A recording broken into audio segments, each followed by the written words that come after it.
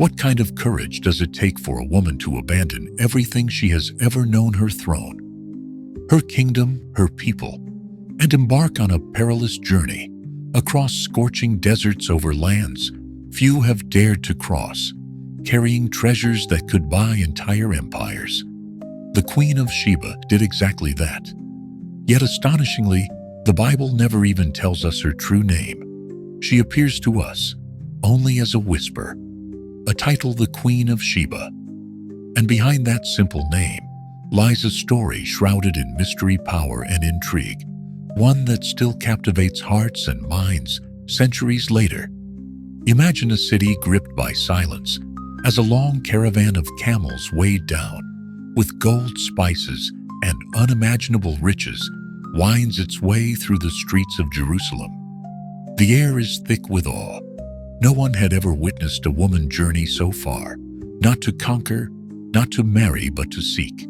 Seek what knowledge, truth, something so profound that neither wealth nor power could ever provide. And she did not come to meet just anyone. She came to face Solomon, the wisest of all men, whose wisdom was said to touch the heavens themselves. Why would a queen risk everything for such a pursuit? Was it curiosity, ambition, or a hunger so deep that no throne, no treasure, no kingdom could ever fill it? The Bible doesn't give us all the answers. It leaves us with a question and an invitation to step alongside a woman who dared to chase what most of us only dream of. Centuries later, even Jesus spoke of her, calling her the Queen of the South. But what was it about her journey that left such a mark? What did she find in Solomon's wisdom that still echoes through history? Have you ever felt that hollow ache of having everything yet yearning for something more? That restless pull toward a truth that wealth and success cannot satisfy? If that resonates with you, this story is for you. The Queen of Sheba was more than a ruler. She was a seeker just like you and me. If you're ready to uncover the secrets of her journey, comment 7femi7 below and join me as we dive into the extraordinary tale of the Queen who conquered not only a king, but the hearts of all who heard of her. Are you ready to step into a story of courage, wisdom, and divine pursuit? Let's begin this journey together. The shocking story of the Queen of Sheba, how she conquered King Solomon. They named it Sheba, a blazing kingdom in the southern lands where the sun did not merely scorch the sand, but seemed to press itself into the very souls of those who walked beneath it. A place where gold was pure incense, burned sweet, and trade ships cut through the Red Sea like knives. But within this empire of splendor and wealth, there lived a woman who remained untouched by the comforts that ruled most hearts. From the time she could walk, there was something unusual in her silence. While other girls were being trained in the art of pleasing men with soft glances and careful words, she was already training her spirit to ask the questions no one dared to ask. She would sit quietly near the columns of her father's chambers, eavesdropping on conversations meant for elder ears, disputes between philosophers, priests, and foreign scholars who came bearing riddles. When the village elders boasted of the caravan routes stretching like veins across the desert, she asked with a steady voice, "Why do we give treasures to idols that have no breath, no ears, no answers?" Her question wasn't scolded. It was feared. There was something about the way she looked when she spoke, a gaze that seemed to see beyond what was visible. Her father died before his time, and while many expected the kingdom to fracture, the throne was placed in the hands of a girl barely old enough to be called woman. A young queen in a court of bearded men, eyes watching her like hawks circling the edge of power. They whispered of her downfall before her first decree. But instead, something unexplainable happened. She did not fall. She rose. Under her reign, Sheba flourished. Its coffers overflowed, its merchant fleets grew stronger, and its borders remained untouched by war. Foreign leaders sent emissaries not to intimidate, but to admire. They said her ships reached coasts no Sheban vessel had ever dared to reach. Yet within the magnificence of her palace, beyond the praise and the polished stone walls, she remained restless. There was one thing, one haunting presence. She could never command the quiet ache within her own spirit. When the moon hung full above her rooftop, when the laughter of banquets died down, and her chambers returned to silence, she would lie awake, not with thoughts of betrayal or rebellion, but with the hollow stillness of a soul that had not yet found home. What is power without purpose? What is a throne if it cannot answer the cries of the heart? All the gold, the silks, the spices, none of it silenced the voice that echoed inside her chest, a voice that whispered, "Who are you beyond this crown? And if all this crumbles, what part of you remains eternal? Have you ever had everything others dream of, yet still feel as if you're missing something essential, something sacred no one saw this side of her?" At banquets, she was a vision, commanding, clever, charismatic. But beneath the regal veil, she felt like a woman misplaced in her own palace, a soul that belonged not to wealth, but to wonder. Then, during what should have been an ordinary audience with a Jewish merchant, everything shifted. He spoke not of trade, but of a man, a king not known for his armies or his riches, but for something rarer: wisdom. Not just any wisdom, but divine wisdom. Solomon, they called him, a ruler whose insight was said to come from the mouth of God himself, a man who could read the hearts of others, who offered answers where others gave riddles, and who did not hoard his knowledge behind palace gates. He was not merely a king, he was a mirror to the soul. Could such a man truly exist? Could someone so far away see what even her own priests could not? That night, the queen stood alone atop the highest terrace of her palace. The scent of frankincense still lingered in her robes. Her gaze fell upon the distant stars, and for the first time in many years, she let herself hope. The wind rolled in from the sea, as if inviting her to follow. And in a voice that broke through the silence like a trumpet, she said, "Prepare the camels. I will go." No one in the court dared to question her directly. Why would a sovereign abandon her empire for a king she had never met? Whispers filled the court. Some believed she was after an alliance. Others gossiped about power plays or even seduction. But none of them knew the truth. Not even she could have fully explained it. All she knew was this: staying meant spiritual suffocation. Leaving meant breath. If there was even a chance that Solomon could answer the questions she dared not say aloud, then she had no choice but to chase the unknown. Sheba was rich in treasure, but her spirit had become poor in peace. What good is a kingdom if the queen's heart is crumbling in silence, and if there existed a place where a soul could be seen, heard, understood? Then she would journey through burning sands and stinging winds to find it. The road was not kind to her. The journey stretched not just across land, but across time, carving into her spirit like the desert wind carved patterns in the dunes. Months passed, and still the camels marched on. The caravan that followed her was not just burdened with treasures, chests of gold, precious jewels, and fragrant spices. It also carried the weight of her silence, her unspoken weariness, and the invisible ache of a soul in search of something far beyond material wealth. Each step into the unknown came with restless nights and questions that had aged with her. Under the scorching heat of the noonday sun, the earth shimmered, as though it too trembled with uncertainty. At night, when the desert grew quiet and the stars blinked down like ancient watchers, she would retreat into her tent, alone.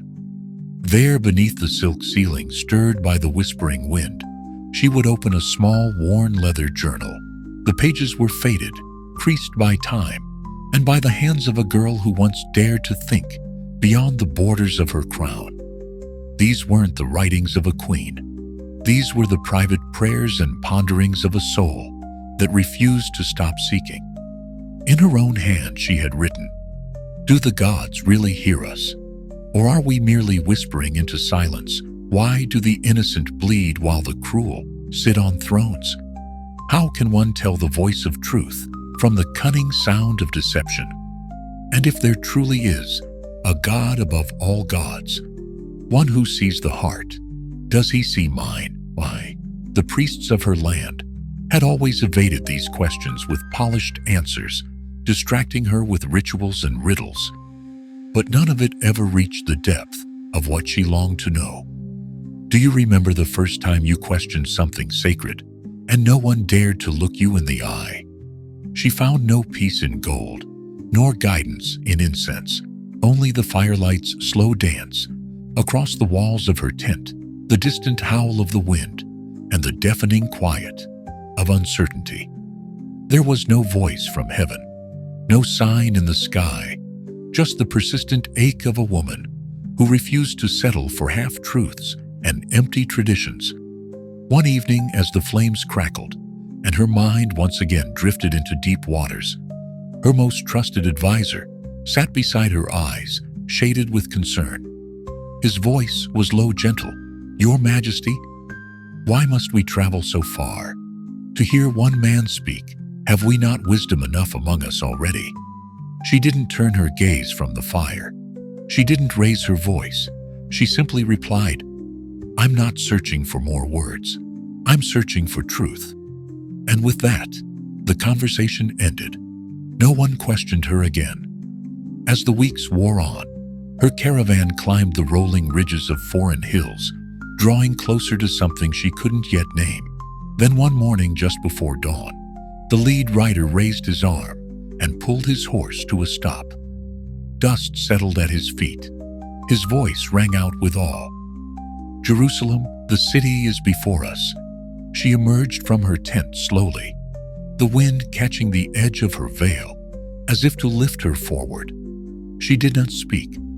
She simply stared, not at a city made of stone, but at a promise whispered in the shadows of her heart. Something in her shifted in that moment.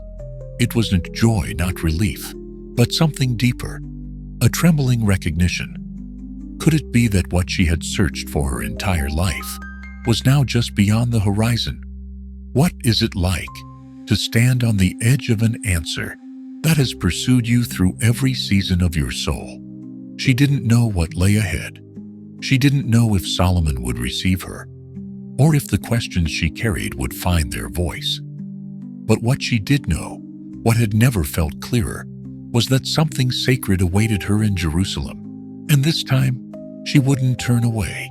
Jerusalem did not merely open its gates to her, it erupted in celebration.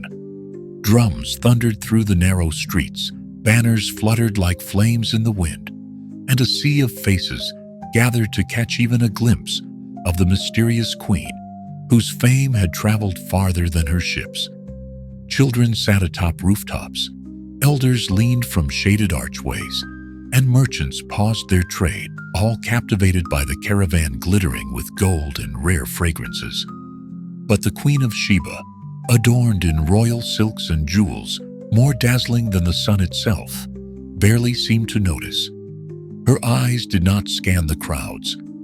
Her heart did not leap at the city's majesty, because she knew none of this was what she came for.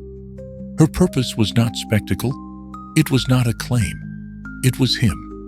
Behind those guarded palace doors was the man the world could not explain, a king unlike any other. And she hadn't crossed deserts for a throne. She had crossed them for a voice, not just any voice, but the one she believed might finally echo back to her soul with something she'd never been given understanding. When she entered Solomon's court, she did not bow. She had ruled men who had tried to humble her with silence. She had stared down generals and priests alike. She had weathered storms, both political and spiritual, that would have drowned lesser rulers. She stood tall every step, a testimony to the weight she had carried across kingdoms. Yet her silence in that moment was louder than any decree. Her gaze, sharp, yet searching, met Solomon's. He did not respond with pomp or the cold authority of a man who had everything. He did not sit high and wait to be worshipped. Instead, Solomon rose. He descended from his throne, not to assert power, but to honor presence. He greeted her not as a rival sovereign, not even as a guest, but as if he had always known her, as if her journey had been foretold. There are no scrolls detailing the length of their conversation, no record of exact words or hours passed, but Scripture gives us a clue. In 1 Kings 10:1-3, it says she came to test him with hard questions, and Solomon answered all her questions. Nothing was too hard for the king. On the surface, it may sound like an intellectual contest, but what if those were not riddles of wit, but burdens of the soul? She did not come to ask what trade routes to pursue or what tactics won wars. She came with the kind of questions that grow in silence, sharpened by years of private pain. How do you stay pure when surrounded by power? How does justice survive in a world where the weak are crushed? Is loneliness the secret tax of leadership? And how can one ever discern if the voice that speaks within is divine or merely fear? And Solomon, the man said to be the wisest of all, did not respond like a scholar performing before a crowd. He did not cite laws or poems. He listened deeply, not to answer but to understand. And when he did speak, he spoke in stories, not grand parables to impress, but memories raw, unguarded, almost painful. He spoke of his youth, of arrogance that once blinded him, of nights when wisdom felt like a burden too heavy to bear, of moments when he removed his crown and asked in the dark, "Can I still hear his voice? Or have I grown deaf to the very God who gave me this throne?" She had expected brilliance. She had prepared for brilliance, but she had not expected this vulnerability. Her mind, trained to dissect words, now fell silent before the quiet truth of a man who had nothing to prove. She had come to examine him, to measure him with her mind. But now, with each passing moment, she realized she was the one being seen. Not as a queen, not as a ruler, not as a figure of power, but as a human being with wounds long concealed beneath years of success and ceremony. Everything she had ever used to protect herself, her pride, her poise, her intellect, they began to fall away like layers of old silk. And beneath it, for the first time in a very long time, she felt unguarded. Solomon did not try to impress her with prophecy or dazzle her with miracles. He offered something far rarer: empathy. He answered her pain with his own. He didn't just know things, he had felt them. And maybe that, more than any wisdom, was what made him worthy. And then he looked at her, truly looked, and said with a voice both kind and firm, "No one has come from so far just to ask, and no one has asked like you just to see." Time seemed to bend in that chamber. Attendants drifted into silence. The glow of oil lamps dimmed, but the two of them remained no longer king and queen, but simply two seekers, two souls who had once believed that power meant fulfillment, and now understood that the deepest hunger was not for gold or glory, but for truth, for connection, for something eternal. Have you ever met someone who didn't just answer your question, but made you feel for the first time that your question mattered? They stayed long, after everyone else had gone. They were not exchanging declarations or promises. They were exchanging presence. And in that stillness, both of them discovered what perhaps neither had expected to find. They were not so different after all. That night, Jerusalem was hushed. No music played in the palace courts. No flutes whispered in the garden paths. No voices echoed through the marble halls. The torches that usually danced like fireflies along the balconies were unlit. Instead, only the stars flickered overhead, and the rooftop lay wide and still. On that rooftop, a woman sat alone, no crown, no audience, no armor of elegance, just her and the breath of the night wind, brushing through her hair like a memory returning. Since arriving in this holy city, she had not once allowed herself this kind of silence. By daylight, she had been composed, flawless, regal, untouchable. Every word measured, every glance deliberate. But now, with the world sleeping and no one left to impress, she encountered something far more unnerving than any question she had asked. A strange, sacred emptiness. Not despair, not sorrow. Something different, something sacred in its stillness. And it was in that stillness that she realized something utterly unexpected. She no longer needed the answers. She no longer needed to understand why her soul had always ached beneath the glitter of her throne. She no longer craved a theory to explain the midnight tears that visited her without warning. She had arrived with scrolls of questions folded into her soul, but what she had received was not explanation. It was something far more powerful. Presence. The kind that does not teach by speaking, but by being. There had been a man, yes, a king of great insight, but it wasn't his wisdom that undid her. It was the unspoken truth behind his eyes, a truth that saw her before she ever spoke, a gentleness that never tried to fix her, but simply stayed. That presence was what undid the knots within her. And yet behind that man, behind the humility in his voice, the trembling honesty in his stories, she sensed something else, a presence even greater, one he never dared to claim as his own. Solomon may have been wise, but his wisdom flowed from a river he did not create, a river whose source he reverently acknowledged, but never touched. And as she sat alone beneath the stars, she could feel it, like the echo of something eternal. It was not philosophy, it was not law. It was a presence that had no name, but carried the weight of heaven. She had once bowed before idols, stone figures draped in gold gods, who never spoke and never saw. But now she trembled not in fear, but in awe. Because for the first time she had been seen. No thunder cracked the sky, no angel descended from clouds. There were no miracles written into the stars that night. And yet something deep inside her soul broke open not in violence, but in welcome. Like a child who has wandered far returning home, to find that the door was never locked and the lamp had been left on. Have you ever felt that kind of homecoming, not in a place but in a presence? She looked up, and the sky no longer felt like myth. The stars no longer felt distant. They felt like eyes that had always been watching, waiting for this very moment. She did not weep. Her dignity remained intact. But if anyone had seen her, they might have noticed the light in her eyes had changed. Not the glow of power, not the fire of pride, but the shimmer of a soul that had heard something holy and wordless say, "I see you." She left the palace without ceremony. No heralds followed her steps. But by dawn the change had already traveled ahead of her. The streets of Jerusalem stirred with whispers. The same people who had stared at her arrival now turned to each other with quiet wonder. Something was different. The queen no longer moved like a conqueror. She moved like someone who had been claimed.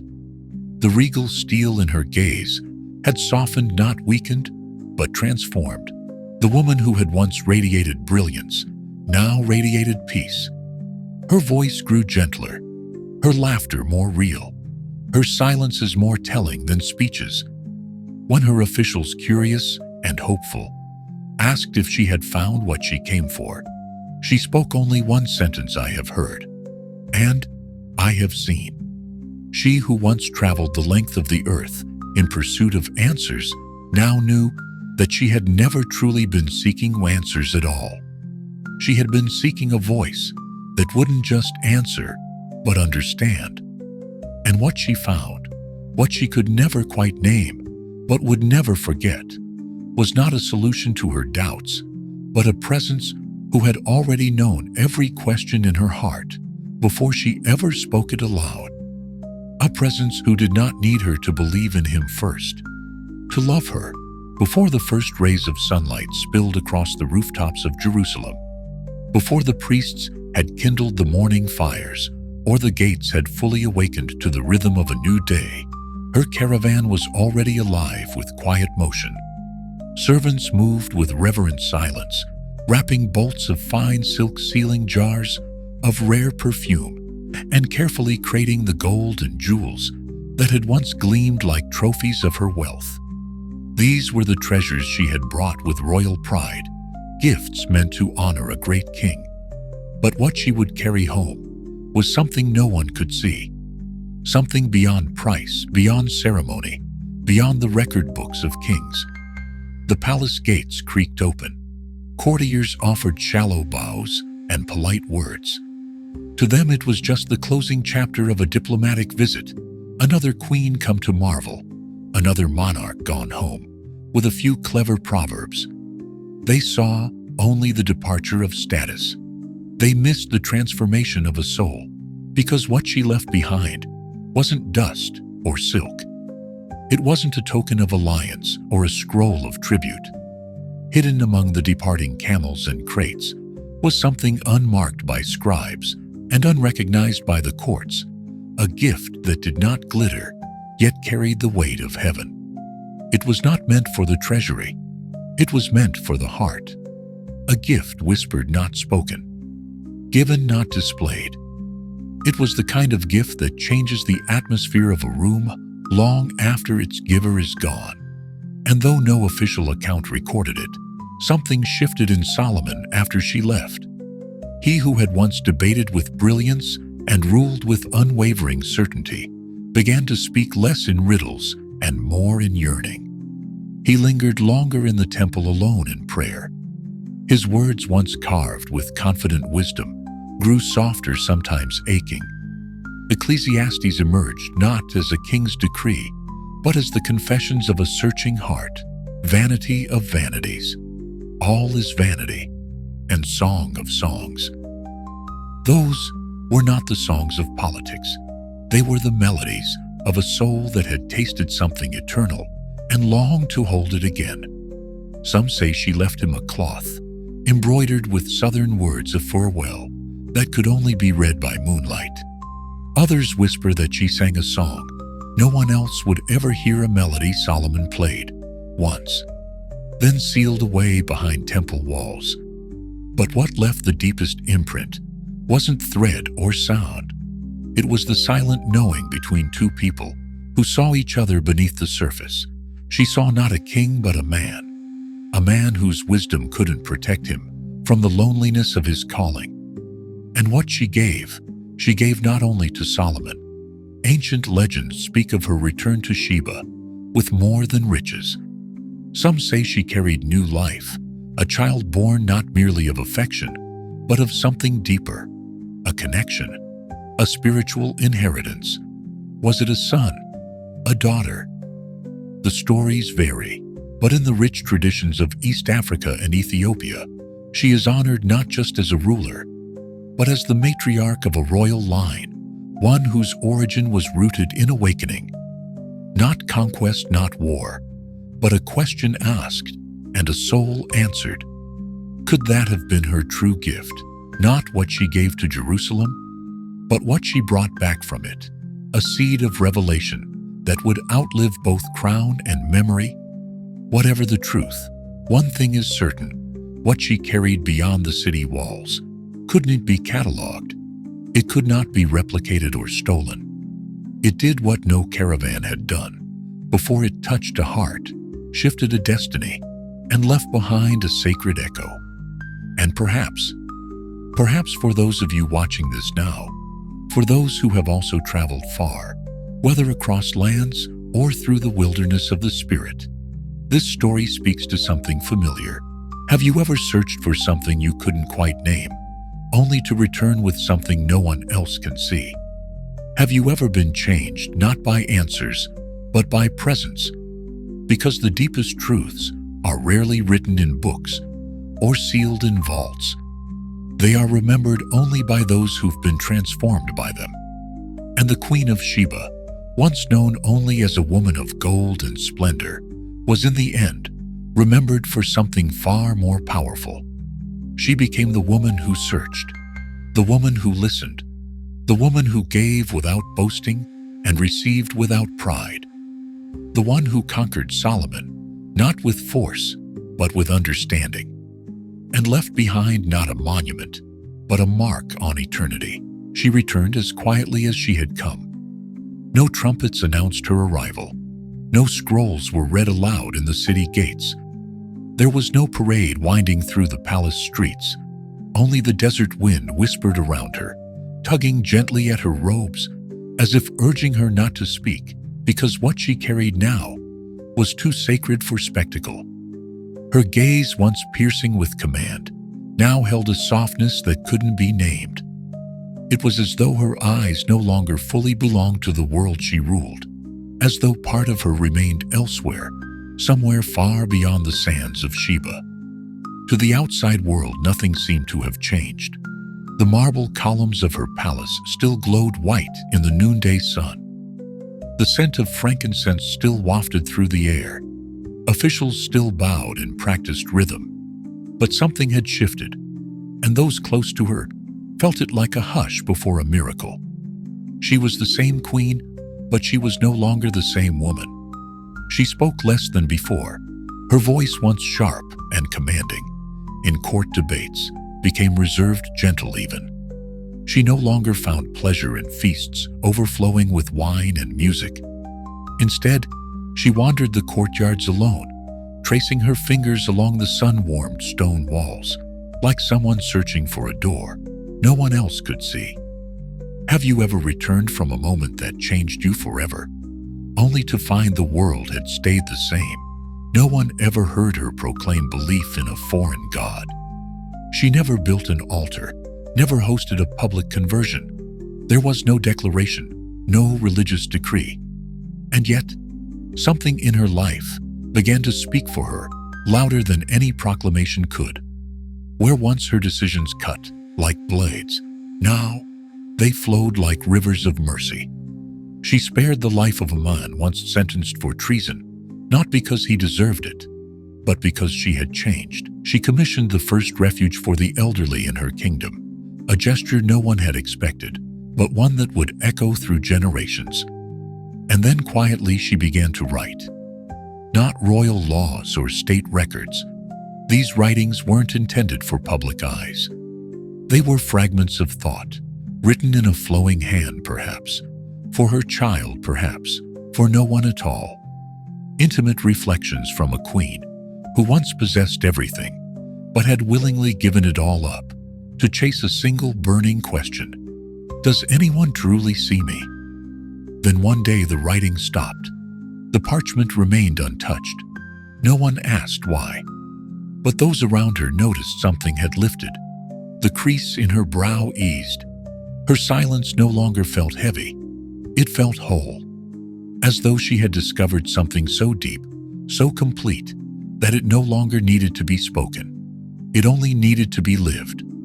From that day forward, she no longer asked the old questions, because her very life had become the answer, and her kingdom too began to shift, not with revolutions or grand reforms, but in subtler ways. The marketplace grew more honest, the courts more merciful, the streets safer, more tender. Foreign traders noticed, and though they never understood the reason, they whispered over campfires and caravans. Something is different in Sheba.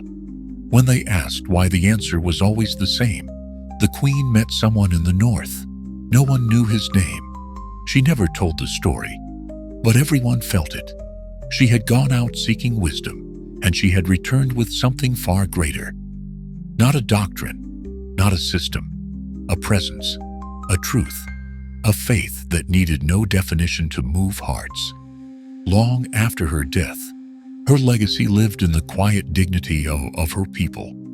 And centuries later, her name still unspoken, Jesus would remember her.